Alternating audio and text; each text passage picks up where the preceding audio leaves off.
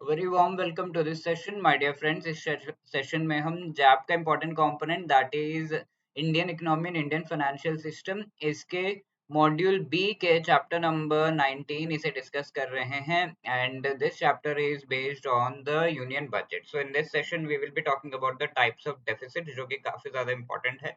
हर एक शिफ्ट में I would say इससे रिलेटेड क्वेश्चंस आते हैं। सो मई एंड अक्टूबर दोनों में ही जब ये एग्जाम हुआ है, questions have been asked. So this is really an important topic. But before moving ahead, let me remind you, अगर आप लोग जैप 2024 एग्जाम की प्रिपरेशन कर रहे हो, then the best, quickest and easiest way would to qualify the exam would be कि आपको कोई अच्छा गाइडेंस दे, and we are providing that guidance Edutap master course के थ्रू, जहां पर चारों के चारों सब्जेक्ट्स जो जैप एग्जाम के हैं उन चारों को ही प्रिपेयर करने के लिए we have the complete course, जहां पर आपको recorded lectures along with the chapter wise quiz, इसके साथ साथ आपको फुल एंड मॉक टेस्ट मिल रहे हैं। You're also getting proper notes, जो कि एग्जाम से पहले आप इजीली रिवाइज कर सकते हो। इसके साथ साथ लाइव क्लासेस भी कराए जाएंगे before the exam, right? So, if you want to enroll, you can click on the link given in the description. Each and every component, let's say आपको एक particular component का ही जो है कोर्स चाहिए, then you can do that also. वो भी available है, you can have a look at that in the link given in the description. ठीक है, अगर अभी आप ये कोर्सेज अवेल कर रहे हो तो जैप 75 कोड आपको यूज करना चाहिए, जिससे 75% का डिस्काउंट आपको सारे कोर्सेज पर मिल रहा है, राइट? So, इस सेशन में we will be discussing about the types of deficit. So, we begin with the definition. Deficit का बेसिक मतलब क्या होता है? सो हम ये चीज पहले भी डिस्कस कर चुके हैं। लेट्स से हमारी गवर्नमेंट का एक्सपेंडिचर जो है वो 10,000 है। इफ द एक्सपेंडिचर इज 10,000, तो उसमें से लेट्स से गवर्नमेंट का इनकम डिफरेंट डिफरेंट सोर्सेज से, टैक्स ये वो 5,000 खाली हुआ है। तो ऐसे में 5,000 और ऐसा अमाउंट बाकी है जिसको जो है एक्सपेंडिचर के लिए रिक्वायर्ड है, बट ये अमाउंट गवर्नमेंट के पास नहीं है। सो government has to borrow it from somewhere, isn't it? तो ये वाला पार्ट जो है इसे हम डेफिसिट कहते हैं। ओके, तो हमेशा ही कोशिश होती है कि इस डेफिसिट को कम कर दिया जाए। तो कैसे ये कम किया जा सकता है? What are the various ways? So the first thing is to increase the income, है ना?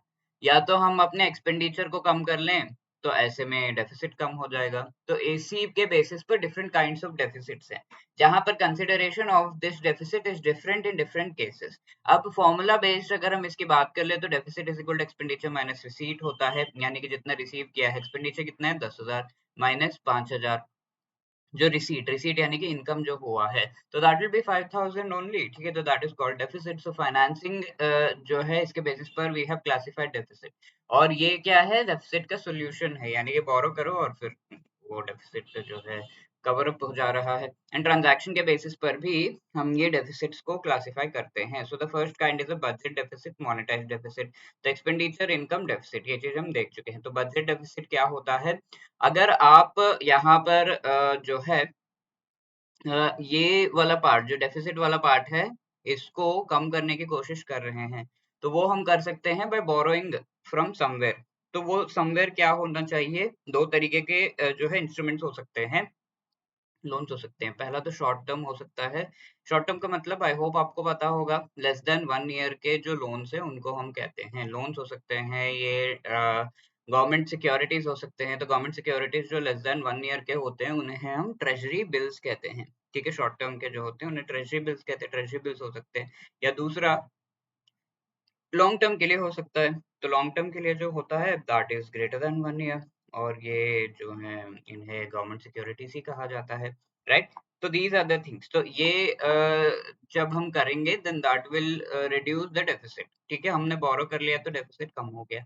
तो ये बोरोइंग अगर शॉर्ट टर्म के लिए की जाती है, शॉर्ट टर्म के इंस्ट्रूमेंट, शॉर्ट टर्म का लोन्स लेके किया जाता है, उसके बाद भी जो डेफिसिट बच जाता है that is called the budget deficit. ठीक है, अब मोनेटाइज्ड डेफिसिट क्या है? ये वो वाला पार्ट है डेफिसिट का जो कि लॉन्ग टर्म के जो लोन्स हैं, इंस्ट्रूमेंट्स हैं, उनको बोरो करके जब इस डेफिसिट को कम करने की कोशिश की जाती है। फॉर एग्जांपल यहाँ पर कितना है डेफिसिट हमारा 5000, तो 5000 में से लेट्स से शॉर्ट टर्म के जो इंस्ट्रूमेंट्स उनको यूज करके हमने 1000 जो है कहीं से इकट्ठा कर लिया, तो 4000 जो बच रहा है this is the budget deficit. ठीक है, तो ये कहाँ से आता है? ये 1000 तो आरबीआई दे सकता है, कोई और दे सकता है, run down of cash balance. RBI के पास जो गवर्नमेंट के पैसे रखे हुए हैं उसको भी यूज किया जा सकता है। तो आरबीआई के पास गवर्नमेंट का अकाउंट होगा, जैसा हमारा अकाउंट होता है फॉर एग्जांपल एसबीआई में, यहाँ वहाँ अलग अलग बैंक्स में। ठीक है, तो दैट, तो these are the things. Treasury bills भी यूज किया जा सकता है। मॉनेटाइज डेफिसिट में क्या होता है? शॉर्ट प्लस लॉन्ग टर्म दोनों ही होते हैं। तो ये शॉर्ट टर्म का हो गया। लेट्स से लॉन्ग टर्म के जो लोन्स है उनसे हमने 1000 रुपए और जो है कम लेकर आ गए हैं कहीं से, तो 3000 जो बच रहा है that is called the monetised deficit. ठीक है, next is the term fiscal deficit, primary deficit and revenue deficit. तो फिस्कल डेफिसिट इन जनरल जितना भी नेट टोटल डेफिसिट होता है उस चीज को हम फिस्कल डेफिसिट कहते हैं। ठीक है, तो टोटल हमारा जो डेफिसिट है that is called the fiscal deficit. तो ये fiscal deficit can be of two kinds, gross and net fiscal deficit. Primary deficit can be of two kinds, gross and net primary deficit. तो primary deficit, fiscal deficit क्या हो गया यहाँ पर? Total deficit. ठीक है, तो ये जो प्राइमरी डेफिसिट है, जो भी फिस्कल डेफिसिट है, उसमें से अगर हम इंटरेस्ट पेमेंट्स को सब्ट्रैक्ट कर देंगे so that will be called primary deficit. तो यहाँ पर हम क्या कर रहे हैं? We are trying to reduce the expenditure. ठीक है, एक्सपेंडिचर में थोड़ा पार्ट होता है जो हम गवर्नमेंट ने लोन्स लिए रखे होंगे, उस पे इंटरेस्ट पेमेंट करना है उन्हें। तो इंटरेस्ट पेमेंट जनरली 3 मंथ्स के बाद, 6 मंथ्स के बाद इस तरीके से होता है। तो अभी की बात हमें करनी है कि अभी कितना हमारा एक्सपेंडिचर है। We are not talking about something in future. तो इंटरेस्ट पेमेंट जब हम सब्ट्रैक्ट कर देंगे तो that will be called as the primary deficit. ठीक है, तो इसमें दो टाइप्स है। देन रेवेन्यू डेफिसिट क्या होता है? जो भी हमारा, we have talked about revenue budget, तो रेवेन्यू बजट में revenue expenditure minus revenue receipts, जब हम ये करेंगे तो रेवेन्यू डेफिसिट आएगा। अब ये रेवेन्यू डेफिसिट में से रेवेन्यू बजट में अगर आपको याद है रेवेन्यू एक्सपेंडिचर में एक पार्ट था ग्रांट्स। ठीक है, ग्रांट्स यानी कि no need to give back money, no need to give any interest amount on this. तो ये ग्रांट्स जो है अगर दिए जा रहे हैं by the central government to the state government, और ये स्टेट गवर्नमेंट अलग अलग तरीके से इसको यूज कर सकता है, एम्प्लॉयज को सैलरी वगैरह देके यूज कर सकता है, या फिर स्टेट गवर्नमेंट एक फैक्ट्री जो है खड़ा कर रहा है और उस फैक्ट्री से स्टेट गवर्नमेंट को प्रॉफिट हो रहा है, यानी कि ये एक एसेट क्रिएट कर रहा है। किस तरह का एसेट है? कैपिटल एसेट है। ठीक है, ये कैपिटल ट्रांजैक्शन कर रहा है स्टेट गवर्नमेंट। तो ग्रांट जो कि रेवेन्यू बजट का पार्ट है, इससे कैपिटल ट्रांजैक्शन किया जा रहा है, तो इस वजह से इसको सब्ट्रैक्ट कर देते हैं। Grants which are used for getting या बिल्डिंग कैपिटल एसेट्स, GOCA। ठीक है, इसे ये कहा जाता है। तो रेवेन्यू डेफिसिट में से जब जीओसीए सब्ट्रैक्ट कर लेते हैं that will be called as effective revenue deficit. So let us see फटाफट से ग्रॉस फिस्कल डेफिसिट का मतलब क्या होता है? ओनली द इनकम पार्ट, कोई भी बोरोइंग नहीं। So gross fiscal deficit is total expenditure, इसमें से जो भी टोटल रिसीट्स आ रहे हैं उसमें से बोरोइंग वाला पार्ट सब्ट्रैक्ट करके when we are writing the remaining part। ठीक है, टोटल रिसीट्स में से बोरिंग वाला पार्ट सब्ट्रैक्ट करके रिमेनिंग जो पार्ट है वो हम जब लिख रहे हैं और उसको सब्ट्रैक्ट कर रहे हैं then that will be called as the gross fiscal deficit। तो लेट्स सी टोटल एक्सपेंडिचर हमारा 10,000 है, देन उसमें से टोटल रिसीट्स 5,000 हम जो है सब्ट्रैक्ट कर रहे हैं, जिसमें what we are doing is 2,000 को हम निकाल दे रहे हैं। ठीक है, तो what is the amount over here? 10 minus 5 minus 2 तो 3 हो गया, तो 7। ठीक है, so that will be the gross fiscal deficit। Then what do we have here? Net fiscal deficit। तो net fiscal deficit क्या है?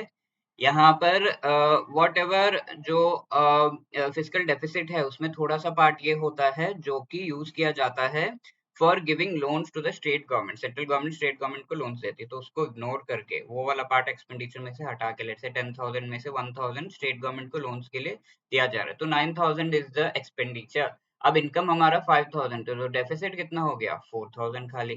ठीक है, तो that is the thing. Now moving on to calculate net fiscal deficit, gross fiscal deficit minus net domestic या home lending, ये चीज किया जाता है। अब प्राइमरी डेफिसिट मैंने आपको बता दिया, अभी की बात करो, टॉक अबाउट प्रेजेंट। तो gross primary deficit is equal to gross fiscal deficit, gross primary deficit is equal to gross fiscal deficit minus interest payment, ये किया जाता है। अब नेट प्राइमरी डेफिसिट कैसे आएगा? Net primary deficit is equal to net fiscal deficit minus interest payment, same thing. ठीक है, तो that is the entire story here. अब हम रेवेन्यू डेफिसिट की अगर हम बात करें, we have seen the formula for revenue deficit. अब इफेक्टिव रेवेन्यू डेफिसिट को 2012 में एफआरबीएम एक्ट के थ्रू इंक्लूड किया गया था। इफेक्टिव रेवेन्यू डेफिसिट भी हमने देख लिया। जो grants for creation of capital asset जो है, सेंट्रल गवर्नमेंट के ग्रांट्स जो स्टेट गवर्नमेंट को दिए जाते हैं, प्राइवेट पब्लिक सभी को, that is the thing. Now let us answer this question. में 2023 में ये पूछा गया है, which among the best following is the best definition of primary deficit. Excess of revenue expenditure over revenue receipts, तो ये क्या है, रेवेन्यू डेफिसिट है। Access of capital expenditure over capital receipts, ये कैपिटल डेफिसिट है। तो कभी कैपिटल डेफिसिट कभी होता नहीं है, तो उस वजह से we don't calculate. Revenue deficit minus grants in aid for creation of capital assets, ये इफेक्टिव रेवेन्यू डेफिसिट है। And the last one would be the correct answer, the difference between fiscal deficit and interest payment, ये primary deficit है। ठीक है, तो D is the right answer. Now this is a homework question for you. अक्टूबर में ये question पूछा गया है, dash is the revenue deficit two minus grants in aid for creation of capital asset, इनमें से कौन सा सही जवाब है? I hope you will be able to answer this, it is very easy.